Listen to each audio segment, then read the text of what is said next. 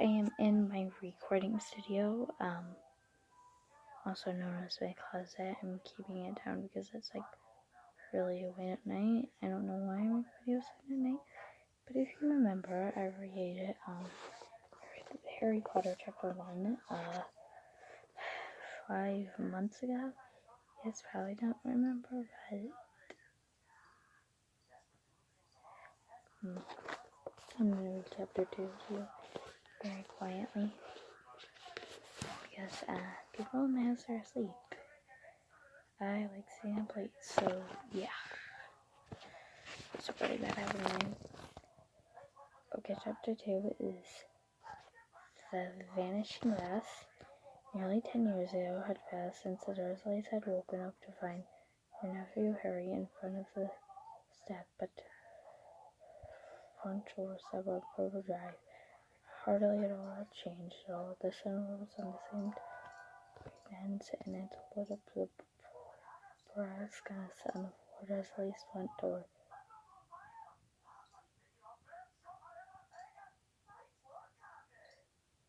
It crept into the name Mr. Dursley had been on his report about the owls.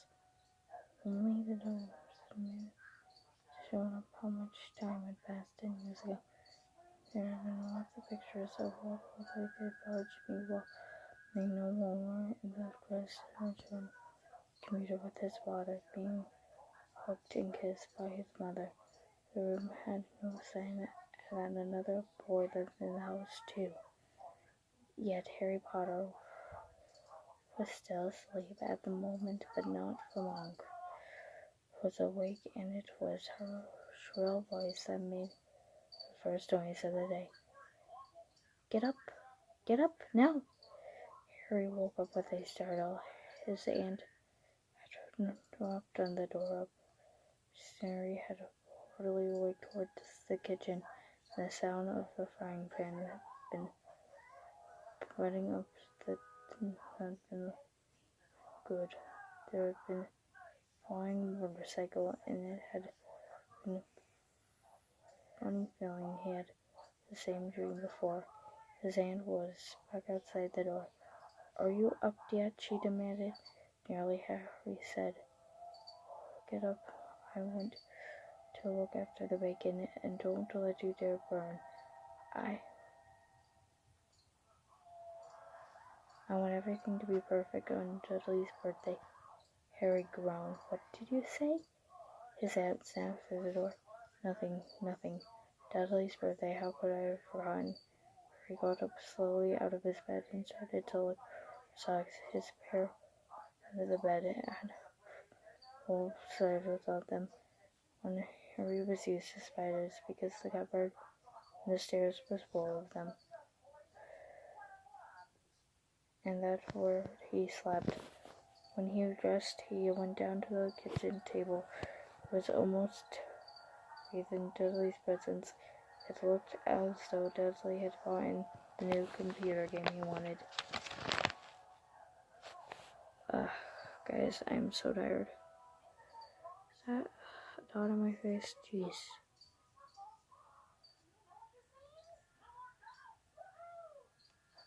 Okay, let's go. I wanted to mention the second television, the racing bike. Exactly why Dudley wanted to race a bike was a mystery to Harry, as Dudley was very hot and he hated exercise, unless, of course, it involved punching somebody. Dudley's favorite punching bag was Harry, but he couldn't often catch him. Harry didn't look it, but he was very fast. Perhaps he had something to do with living in a dark cupboard, but Harry was always been small and skinny for his age. He looked even smaller and skinnier than he was, because all he had to wear was very old clothes of Dudley's, and Dudley was 4 times bigger than Harry was, but he had a thin, knobby knees, black hair, and bright green eyes, just to hold up the Scotch tape. Because of old times Dudley, he had him on the nose. The only time I liked about it was the appreciated was the scar on his forehead that snapped like a bolt of lightning, and he had been as long as he remembered. First question he could ever remember asking his Aunt Prudence how it got in the crash. His parents had died. She said, "Don't ask questions, don't ask questions." That's what first rule of the quiet living did. Uncle Vernon had entered through the kitchen. Harry was turning over the bacon. "Comb your hair, boy," he barked out of the way, getting about once a week. Harry's haircut must have been more correct than the rest of the boys in his class put together. Together, he knew no difference. His hair was simply the way all over the place. Harry was eggs, but the time Dudley arrived in the kitchen with his mother, Dudley looked a lot like Uncle Vernon. He had a large pink face, not much neck, small, watery blue eyes, and a thick blonde hair that lay smoothly on his thick, fat head. Aunt Petunia often said that Dudley looked like a baby angel. Harry often said that Dudley looked like a pig in a wig. Pig in a wig, that's funny. Harry Potter possessing much more. Knowing his face well. 36, he had, looking up at his mother. "That's 2 less than last year. Darling, you haven't dinner Harry's presents to see if it's under." Sorry, excuse me, guys. Going red in the face. Harry wouldn't to see Dudley tantrum coming on, getting off down his bacon and as fast as he possibly could, and it caused Dudley to turn the table over.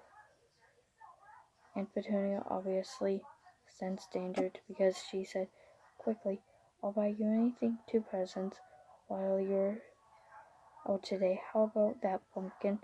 2 more presents, is that all right?" Dudley thought for a moment. He looked hard, and finally he slowly had 39 fumes, said. Dudley sat down heavily and grabbed the nearest pause and my Uncle Vernon chuckled. "Little Tyke, he wants his money worth, just like his father." Boy, Dudley had ruffled his hair. At the moment the telephone rang and Aunt Petunia went to the answer. It was while Harry and Uncle Vernon watched unwrappingly the racing bike, the video camera, and remote control, and 6-camera VCR. So hold on, guys, I gotta bring my back cards. Remember this to that part of the club.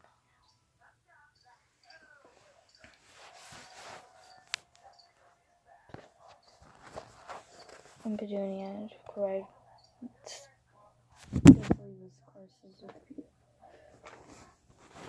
So, the way to the zoo from the first time in his life, his Aunt Petunia and Uncle had been able to think of anything else to do with him, but he was forced.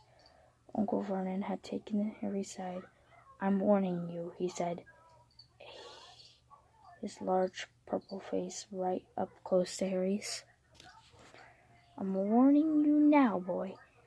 Any funny business, any at all, and you'll be in the cupboard from now until Christmas." Anything Harry said honestly, but Uncle Vernon wouldn't believe him, nor one ever did. The problem was, strange things often happened when Harry was around.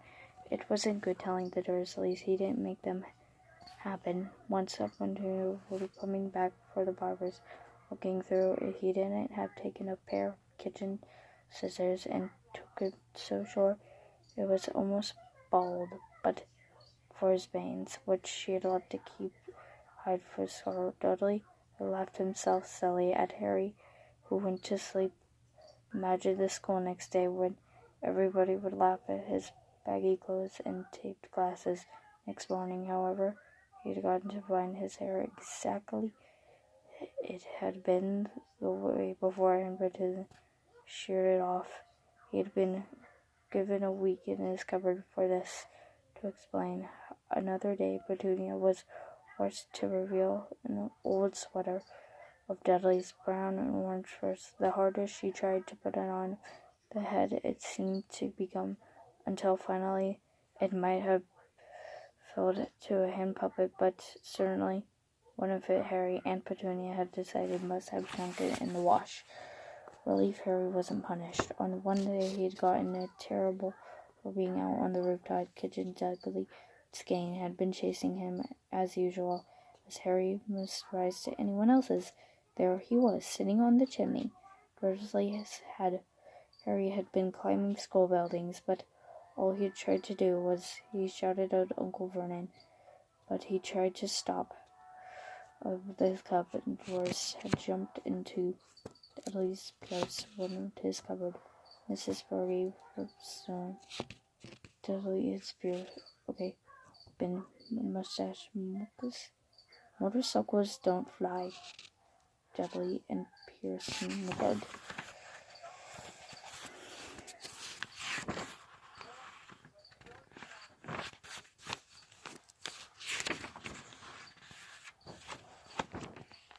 Okay guys, I know Harry Potter mumbled the glass through. He wasn't sure the snake could hear him, but it must be really annoying. The snake nodded visually. We could make it from anywhere. He asked the snake to grab its tail and little sign next to the glass. He peered at it. Boa Constrictor. Wasn't it nice there? The Boa Constrictor grabbed its tail sign again. Harry read on. The specimen was bred in the zoo. Oh, I see. You never been to Brazil. As the snake took its head, dealing to shout behind Harry. I made of the boat jump. Dursley, Mr. Dursley, come and look at the snake. You won't believe what it's doing. Dudley came waddling toward it as fast as he could. Out of the way, he said, punching him in the ribs. Caught by surprise, he fell hard on the concrete floor. What came next? What happened so fast? No one saw what happened. Second, Pierce and Dudley were leaning right towards the glass. Second, Pierce were leaning up close to the glass. Then the next, it leaped in the back of horrors.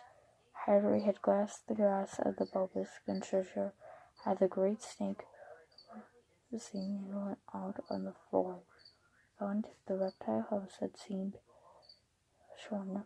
As Brazil came, means the keeper of reptiles was shocked, but the glass had kept saying the glass to go. The zoo director himself, known Petunia, sipped a strong tea, while he apologized over and over again. Pierce and Dudley could only gibber as far as Harry had been. The snake had done anything to accept snappily playful at their heels. It was but telling them how to was saying essentially man was uncovered much later was wishing who went to sleep now. The rest was a temple. He could remember being in the car with his parents. He died sometimes. Strange memory during the hours in the cupboard. He became strange vision with a flashing green light and a burning pain on his forehead. This was supposed to be the car crash, thought Harry. Imaginable the green light came from.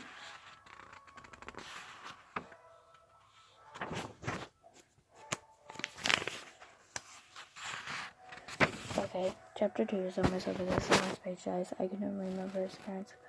Oh, no. Remember it's spoken in his house. Strangers seemed to meet him very strangely. Strangers are tiny men.